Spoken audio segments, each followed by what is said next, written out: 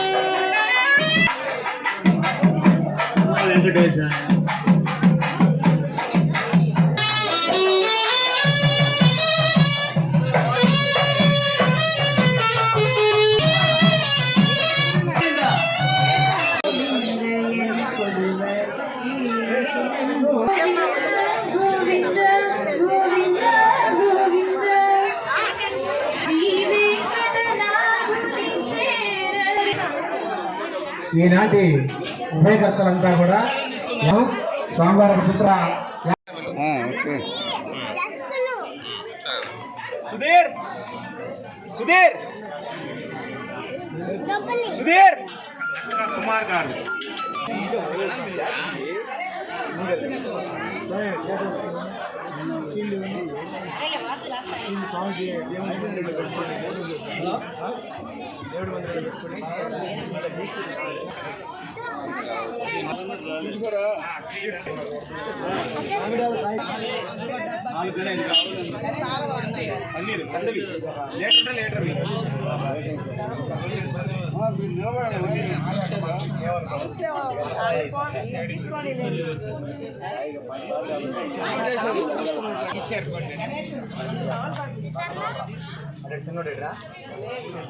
హోమం దగ్గర కూర్చుంటారు 10,016 ఇచ్చిన వాళ్ళు 57 ఇచ్చిన లక్షలు ఇచ్చిన వాళ్ళు.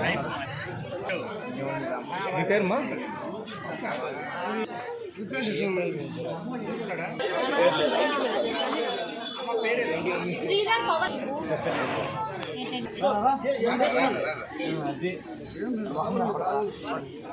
రాయండి.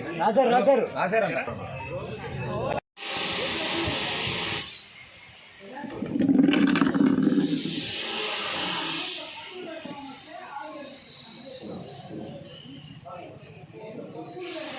మన యొక్క కావలి గ్రామంలో కచ్చేరమెట్లో వేయించేసినటువంటి శ్రీ భూమిలా సమేత శ్రీ వెంకటేశ్వర స్వామి వారి యొక్క దేవస్థానం నందు శ్రీ స్వామివారికి ఆలయ జీర్ణోద్ధరణ పునఃప్రతిష్ఠ మహాకుంభాభిషేక మహోత్సవాలు అంగరంగ అతివైభవంగా జరుగుతున్నవి.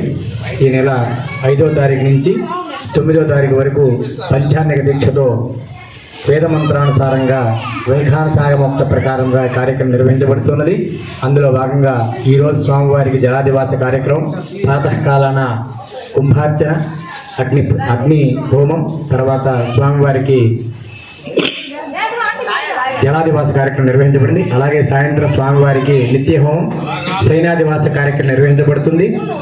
రేపు స్వామివారికి 10:38 నుండి 10:48 స్వామివారి యొక్క ప్రతిష్ఠ కార్యక్రమం నిర్వహించబడుతుంది. తర్వాత 12 గంటలకి స్వామివారి యొక్క ప్రసాదంగా అన్నప్రసాద వినియోగం జరుగుతుంది. ఈ కార్యక్రమంలో భక్తులంతా కూడా పాల్గొని స్వామివారిని దర్శించి తీర్థ ప్రసాదాలు స్వీకరించి శ్రీ వెంకటనాథుని కృపకు పాత్రలు కావాల్సిందిగా కోరుచూ ఉన్నాం. కావలి కచ్చేరిమెట్టలో వెలసి ఉన్నటువంటి శ్రీ బాలాజీ శ్రీ వెంకటేశ్వర స్వామి యొక్క దేవస్థానమునందు గత 30 సంవత్సరాల క్రితం ఈ యొక్క దేవాలయంని నిర్మించి ఉన్నారు. స్వామివారి విగ్రహమును దిగువగా ఉన్నదని, ఆ స్వామివారి విగ్రహం మరి ప్రజలందరికీ కూడా ఎంతో తేజోమయంగా కనపడాలని ఆ విగ్రహాన్ని ఒక 2 అడుగులు ఎత్తున ఉండాలని చెప్పినని శాస్త్రోక్తంగా అందరూ చెప్పినందువలన ఈరోజు ఆలయ కమిటీ ఆధ్వర్యంలో గత 5వ తేదీ నుండి 9వ తేదీ వరకు కూడా ఉదయం సాయంత్రము హోమాలు మరి దంపతుల చేత కార్యక్రమాలు జరుగుతూ ఉన్నాయి.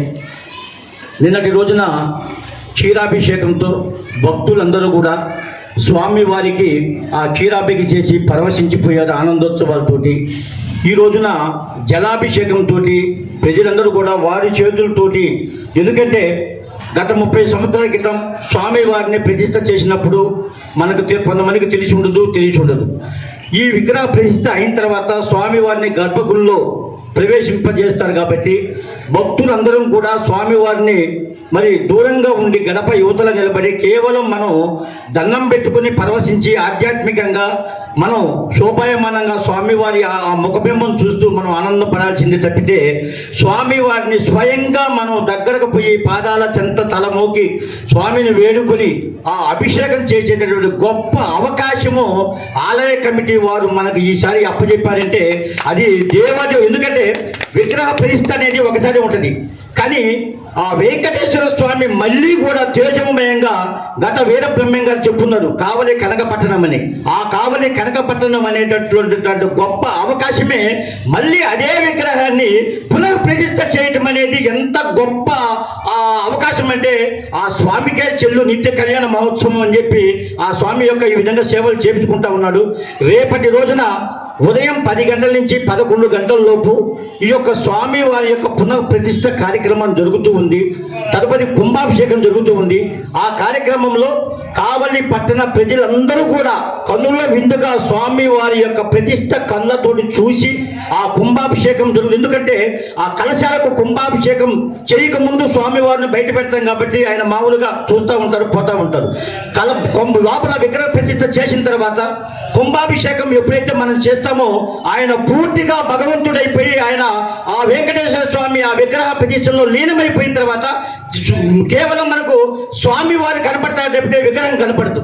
ఆ చూసిన తర్వాత మన శోభాయమానంగా ఆ ముఖబింబం చూసి ఆ నవ్వులతోటి నిజంగా ఎక్కడో మనం చాలా దిక్కుల వెంకటేశ్వర స్వామి యొక్క విగ్రహాలు చూసాం, కానీ మన అదృష్టం ఏమో తెలియదు, కానీ కావలి ప్రజల అదృష్టము ఆ స్వామి వారి యొక్క ముఖబింబం ఏ విధంగా ఉంటుందంటే కొద్దిగా సేపు మనం అలా స్వామి ఉంటే ఆ స్వామి వారి యొక్క నవ్వు కానీ ఆ బుగ్గలు కానీ ఆ కళ్ళతో మనం చూడటం కానీ చూస్తూ ఉన్న వాళ్ళకే మన కళ్ళల్లో ఆనందం పడుతుంది, కన్నీటి పుట్టులు రాలుతాయి.